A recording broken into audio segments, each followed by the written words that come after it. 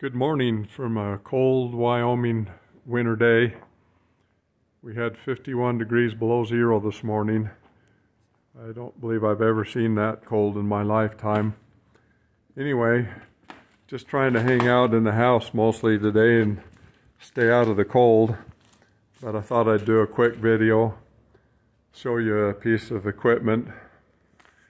This bobcat, I purchased it when we were living in Oklahoma. I bought it from the company that I worked for, and it had some problems. The computer was going out in it, and well, the dealership said it was either computer or wiring harness, and the company decided that they didn't want to put that much money into it, so they sold it to me. I got a good deal on it. But anyway, what I did, these Kubota diesel motors they put in these things, boy, they're good motors. And it's just a mechanical injection, so it doesn't need the computer to run. It just had a shutdown system that ran through the computer.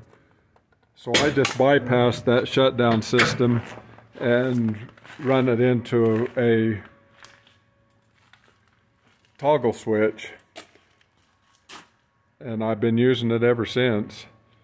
I did have to, eventually I had to put new wheel bearings or axle bearings. I did that all the way around. That was a real big job. Had to have everything pulled apart inside there, and new axle bearings all the way around. But other than that, that's pretty much all I've done for it. And here on the homestead, I consider this probably one of my most important pieces of equipment. It's amazing what you can do with a bobcat, and I'd be in trouble here pushing snow without this, with all the snow we get.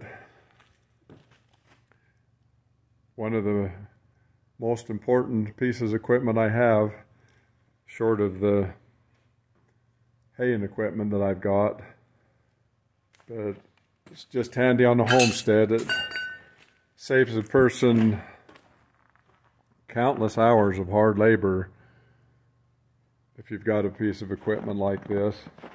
So I've got the bucket for it, and I also purchased a set of forks, which makes it really handy as well. I can take them forks and put them together and dig a trench with it.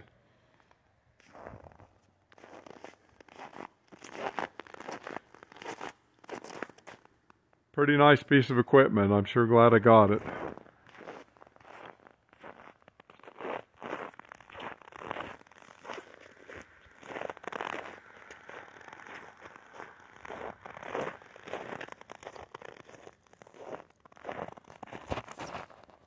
Thought I'd show you a little shot up on the mountain.